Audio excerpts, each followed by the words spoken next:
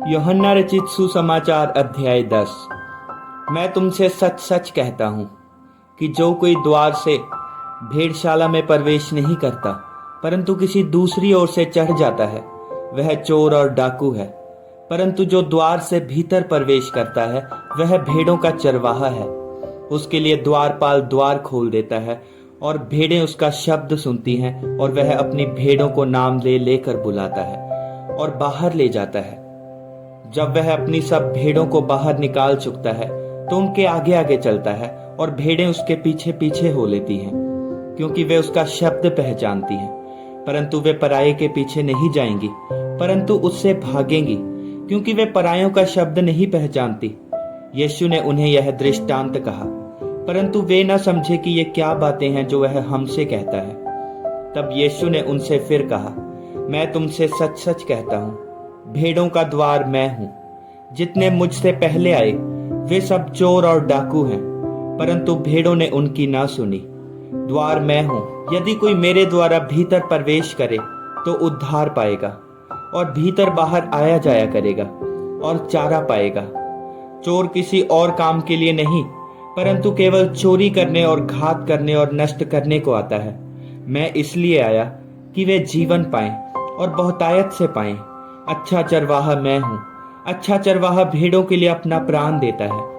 मजदूर जो न चरवाहा है और न भेड़ों का मालिक है, भेड़िए को आते देखकर भेड़ों को छोड़कर भाग जाता है और भेड़िया उन्हें पकड़ता और तित्र बित्र कर देता है।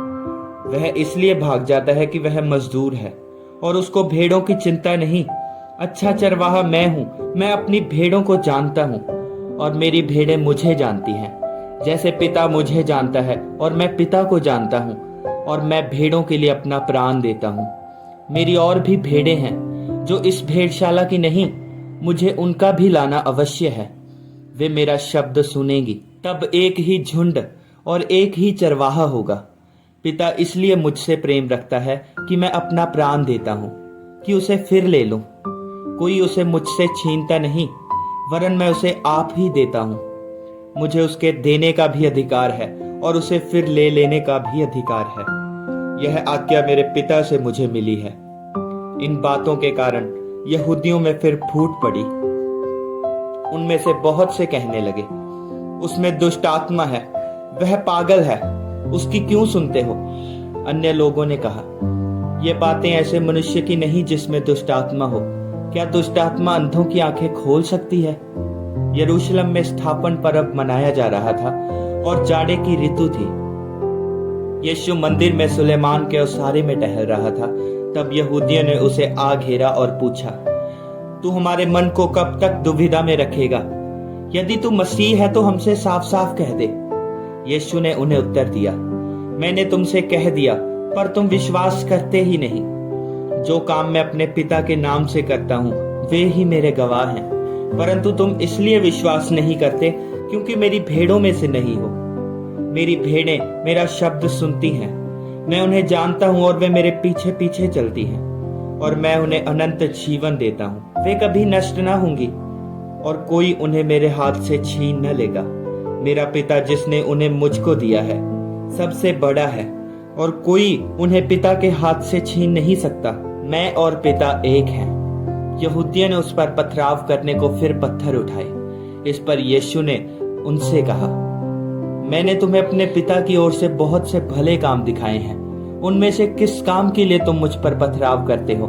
यहूदियों ने उसको उत्तर दिया, भले काम के लिए हम तुझ पर पथराव नहीं करते, परंतु परमेश्वर की निंदा करने के कारण और इसलिए कि तू मनुष्य होकर अपने आप को परमेश्वर बनाता है। यीशु ने उन्हें उत्तर दिया, क्या तुम्हारी व्यवस्था में नहीं लिखा है, मैंने कहा तुम ईश्वर हो?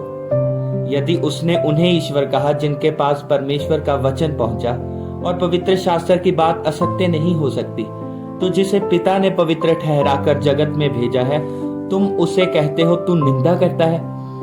इसलिए कि मैंने कहा कि मैं परमेश्वर का पुत्र हूँ। यदि मैं अपने पिता के काम नहीं करता तो मेरा विश्वास ना करो, परंतु यदि मैं करता हूँ तो चाहे मेरा विश्वास ना भी करो परंतु उन कामों का तो विश्वास करो, ताकि तुम जानो और समझो कि पिता मुझ में है और मैं पिता में हूँ। तब उन्होंने फिर उसे पकड़ने का प्रयत्न किया, परंतु वे उनके हाथ से निकल गया। फिर वह यरदन के पार उस स्थान पर चला गया जहां यूहन्ना पहले बपतिस्मा दिया करता था, और वहीं रहा। बहुत से लोग उसके पास आकर कहते थे, यूहन्ना ने तो कोई चिन्ह नहीं दिखाया, परंतु जो कुछ यूहन्ना ने इसके विषय में कहा था वह सब सच था। और वहां बहुतों ने यीशु पर विश्वास किया।